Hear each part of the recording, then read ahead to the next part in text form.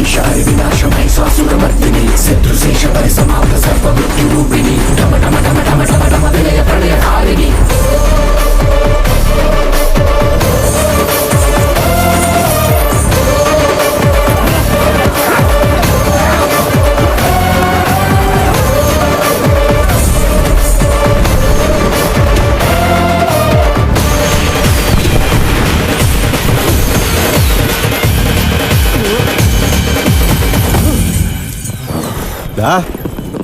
വിടറാവനെ, ചത്തുപോകത്തില്ലേ? എല്ലാരും കണ്ടല്ലോ നിന്റെ വീരത്വം. ഇനിയെന്തുവാ നീ ഈ കാണിക്കുന്നതൊക്കെ കണ്ട് എന്റെ കുടുംബത്ത് കയറ്റണോ? ഈ കോമാളിത്തരങ്ങളൊക്കെ കാട്ടിയാ കുടുംബ പേര് കിട്ടില്ല. നീ എപ്പോഴും വെറും പുഷ്പരാജ് തന്നെയാ. അച്ഛാ, എന്തായിരുന്നു അച്ഛനീ പറയുന്നത്? അവന്മാരുടെ തുണി കയറി പിടിച്ചു. ചെറിയ ചവന്ന് രക്ഷിച്ചാലായിരുന്നെങ്കിൽ എന്താവും അറിയോ? ആരടി നിന്റെ ചെറിയച്ഛൻ? ഇവനാ നിന്റെ ചെറിയച്ഛൻ. എന്റെ അമ്മയ്ക്കും എന്റെ അച്ഛനും ഉണ്ടായവൻ. വല്ലവരും നിന്റെ തുണി അടിച്ചാൽ എനിക്ക് ഇത്ര നാണക്കേടില്ല. എല്ലാവരുടെയും മുമ്പിൽ നീ ഇവനെ ചെറിയച്ഛന്ന് വിളിച്ചില്ലേ? അപ്പോഴാണ് എനിക്ക് നാണക്കേടുണ്ടായത്. എന്താണോ ഇത്? മോളെ രക്ഷിച്ചതിന് നന്ദി പറയുന്നതിന് പകരം ഇങ്ങനെയാണോ സംസാരിക്കുന്നത്? എന്താ അവൻ രക്ഷിച്ചെന്നാ? അവൻ ഇങ്ങനെ ഒരു അവസരം കിട്ടാൻ വേണ്ടി നോക്കിയിരിക്കായിരുന്നില്ലേ? ഒരു അവസരം കിട്ടിയപ്പോ പെൺവേഷം കിട്ടിയ പോലെ ചെറിയച്ഛന്റെ വേഷം കൂടെ എങ്ങനെ കെട്ടി, എന്നിട്ട് രക്ഷിച്ചെന്നും പറഞ്ഞ് നാടകം കളിക്കുന്നു. ഓയ് കുടുംബക്കാരാ, ഇതെല്ലാം നാടകമായിട്ടാണോ നിങ്ങൾക്ക് തോന്നുന്നത്? നിങ്ങളുടെ മോൾക്ക് മാത്രമല്ല, ഇതുപോലെ ഏതൊരു പെൺകുട്ടിക്ക് ഇങ്ങനെ ഒരു അവസ്ഥ വന്നാലും അദ്ദേഹം രക്ഷിക്കും. അതാ ആ സ്വഭാവം.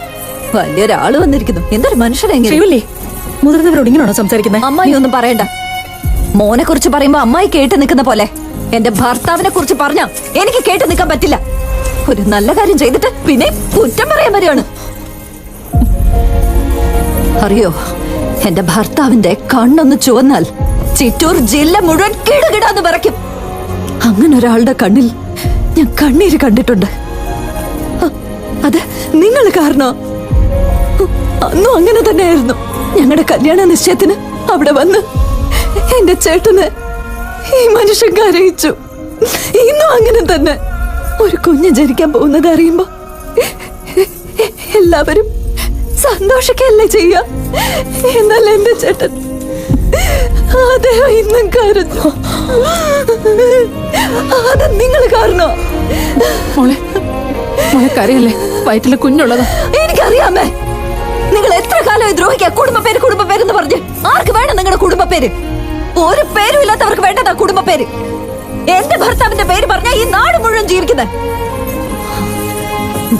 നീ ആരാടാ? പുഷ്പണ്ണന്റെ മാനേജർ. നീ? പുഷ്പയുടെ ഫ്രണ്ട്. നീയോ? പുഷ്പണ്ണന്റെ ഡ്രൈവർ. നീയോ? പുഷ്പണ്ണന്റെ ആളാ.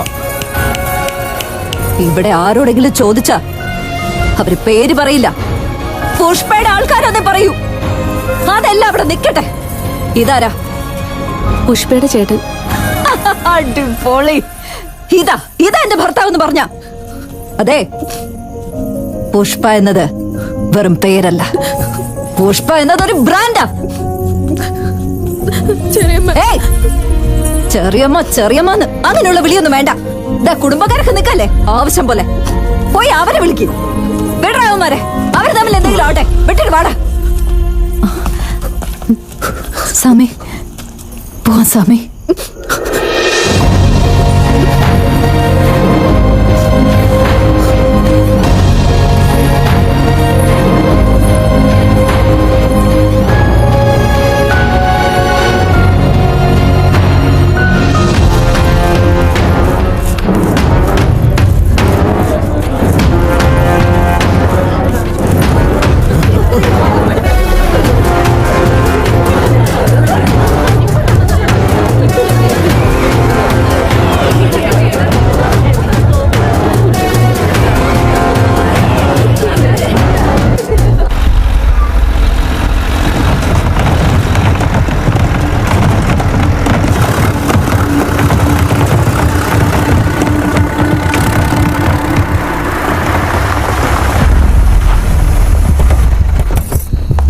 അയ്യോ, ദേ നോക്കേ.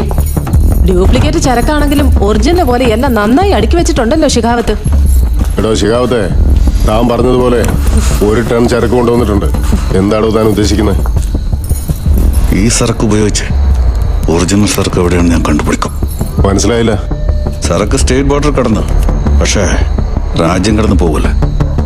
എവിടെ ഉണ്ടെങ്കിലും ഞാനത് കണ്ടുപിടിച്ച് തിരികെ ഇവിടെ എത്തിച്ചിരിക്കും.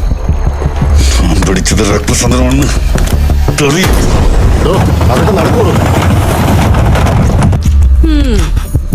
ഇതൊക്കെ എപ്പ നടക്കാന്? ഇപ്പൊ തന്നെ നിന്റെ പേര് പേപ്പറിലും ടിവിയിലും ഒക്കെ വന്നില്ലേ ഇത്രയും ചന്ദനം പിടിച്ചെന്ന് പറഞ്ഞു. ഇൻസ്പെക്ഷൻ കമ്മിറ്റി വന്നാ അന്നേരം പൊളിയോ ഈ കള്ളക്കളിയൊക്കെ. ഇത് രക്തസന്ദ്രം, ഒറിജിനൽ എ ഗ്രേഡ്. എന്താ പറഞ്ഞ ദാക്ഷ? ഇന്ന് ഉച്ചയ്ക്ക് ഇൻസ്പെക്ഷൻ കമ്മിറ്റി വരുന്നുണ്ടെന്ന്. ഇത് രക്തയന്ത്രമാണോന്ന് പരിശോധിക്കാൻ. നീ ഇത് ഏത് രീതിയിലാണ് മാനേജ് ചെയ്യാൻ പോകുന്നേ? കമ്മിറ്റിയെ നമ്മളല്ല മാനേജ് ചെയ്യാൻ പോകുന്നത്. കമ്മിറ്റി വരുന്നത് നമ്മളെ മാനേജ് ചെയ്യാൻ.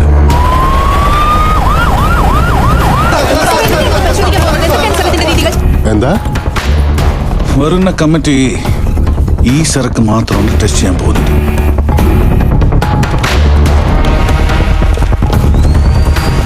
ഇത് ഫിസിക്കൽ ടെസ്റ്റ്. ഇത് ഡ്രിൽ ചെയ്യുമ്പോൾ കിട്ടുന്ന പൗഡർ പോലും ചുവപ്പായതുകൊണ്ട് ഇത് 100% രക്തേന്ദ്രമാണ്. കിരോസിനാലും കളർ ചേഞ്ച് ആവുന്നില്ല. അതുകൊണ്ട് ഇത് ഒറിജിനൽ രക്തേന്ദ്രമാണ് സർ. മൊത്തം സരക്കിന്റെ രക്തസന്ദ്രമാണെന്ന് അവർ സർട്ടിഫൈ ചെയ്യും. എല്ലാ സാമ്പിൾസും ഞങ്ങൾ എല്ലാവരും പരിശോധിച്ചു. എന്റെ ടീമിന് മൊത്തം ഇത് എ ഗ്രേഡ് രക്തേന്ദ്രൻ എന്നുള്ള കാര്യത്തിൽ ഒരേ അഭിപ്രായം. യഥാർത്ഥ സരക്ക് വരുന്നത് വരെ ഇത് എല്ലാ രക്തസന്ദ്രമാണെന്ന് ഞാൻ വിശ്വസിപ്പിക്കാം. പിടിച്ചെടുത്ത രക്തസന്ദ്രം പ്രൊസീജിയർ പ്രകാരം ലേലത്തിന് വയ്ക്കും. കിട്ടുന്ന പണം ഗവൺമെന്റ് ട്രഷറിലേക്ക് പോകും. സർ, നിങ്ങൾ കോടികളുടെ ചരക്ക് പിടിച്ചതിൽ എല്ലാവരും സാറിനെ അഭിനന്ദിക്കുന്നുണ്ടല്ലോ. ഇതിനെക്കുറിച്ച് കൂടുതൽ എന്താണ് സാറിന് പറയാനുള്ളത്? എന്താ ശിവരാമ ടി വി കാണുന്നതൊക്കെ? ചരക്ക് പോലീസ് പിടിച്ചല്ലേ, ഇനി അങ്ങനെ പണം കിട്ടുന്നത്? ഞാനെല്ലാം ശരിയാക്കി വെച്ചിരിക്കുക. ഇല്ല സാറേ, പുഷ്പ ചരക്ക് അവിടെ എത്തുന്നതിനോട് പറഞ്ഞതാ. അത് കഴിഞ്ഞ് എന്തോ ഉണ്ടായെന്ന് എനിക്കറിയില്ല. അവന് നഷ്ടപ്പെടാനൊന്നുമില്ല, കൂലിക്കും. എന്തെങ്കിലും പറ്റി അവന് വീണ്ടും കോടാലിയും തോളെ വെച്ച് കാട്ടിലേക്ക് പോകും. കുറച്ച് ആളുകൾ പിന്നെ നമ്മുടെ പാർട്ടി കൂടി വരും തൊഴില്ല.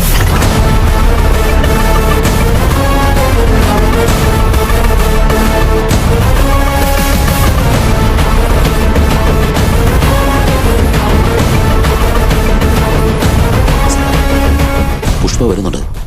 ഞാൻ പുഷ്പയോട് സംസാരിച്ചിട്ട് സാറിനെ തിരിച്ചു വിളിക്കാം.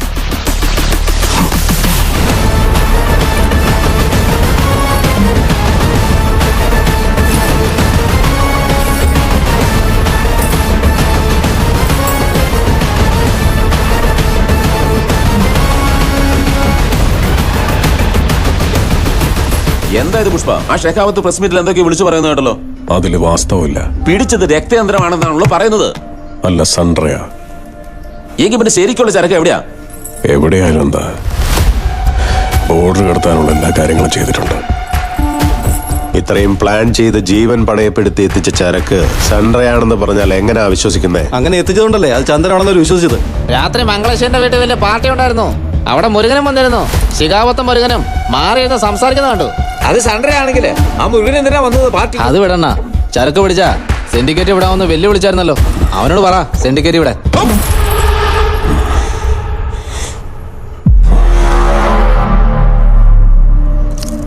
അണ്ണൻ ഇപ്പോഴും ഉത്സവത്തിന്റെ മൂടില്ല, ശ്രദ്ധിച്ചു നിന്നോ. എത്ര തവണ ഞാൻ പറഞ്ഞു ചന്ദ്രമല്ലാന്ന്? അത് തലയിലേക്ക് കയറുന്നില്ലേ? ആ, അത് ചന്ദനമാണെങ്കിൽ ഇവിടെ ഇങ്ങനെ വെറുതെ അടങ്ങിയിരിക്കും ഞാൻ. അത് രക്തചന്ദനമാണെങ്കിൽ എനിക്ക് 10 പൈസ തരണ്ട നിങ്ങളാ. അത് സൺഡേ ആണെങ്കിൽ നിങ്ങൾ അതിന്റെ ഷെയർ ചോദിക്കണ്ട. ആ ശരി ശരി, ശരിക്കുള്ള ചരക്ക് നിങ്ങളുടെ കയ്യിലുണ്ടെന്നിരിക്കട്ടെ. ഇവരെല്ലാം നമ്മുടെ ആൾക്കാരല്ലേ. ചരക്ക് എവിടെ ഉണ്ടെന്ന് പറഞ്ഞാൽ എന്താ കുഴപ്പം? ശിവരാമൻ സാറേ, നിങ്ങൾ തമ്മിൽ അങ്ങനെ പല ഇടപാടുകളും ഉണ്ടാവും. പക്ഷേ ഞങ്ങൾക്ക് ആ ചരക്ക് എവിടെ ഉണ്ടെന്ന് അറിയണം.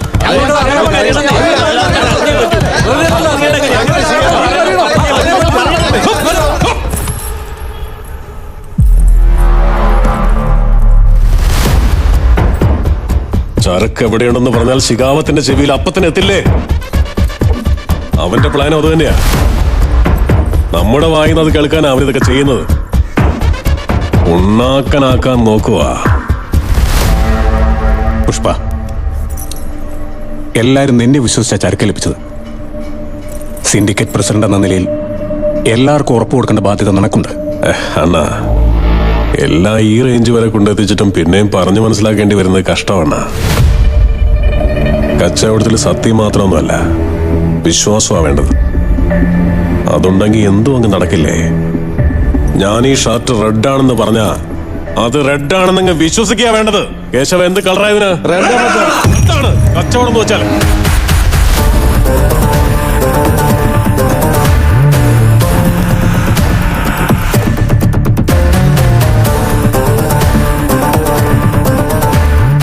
ജഗന്നാഥണ്ണ, നിങ്ങളെ വിശ്വസിച്ച് ഞാൻ ചരക്ക് എവിടെയാണെന്ന് കാണിച്ചു തരാം. അത് പക്ഷെ നിങ്ങളെ മാത്രമേ ഞാൻ കാണിക്കൂ. കേശവ, ഈ പറഞ്ഞ എല്ലാവർക്കും സമ്മതമാണെങ്കിൽ അതെന്നെ ഫോൺ ചെയ്ത് അറിയിക്കും. ഞാൻ പോവാ.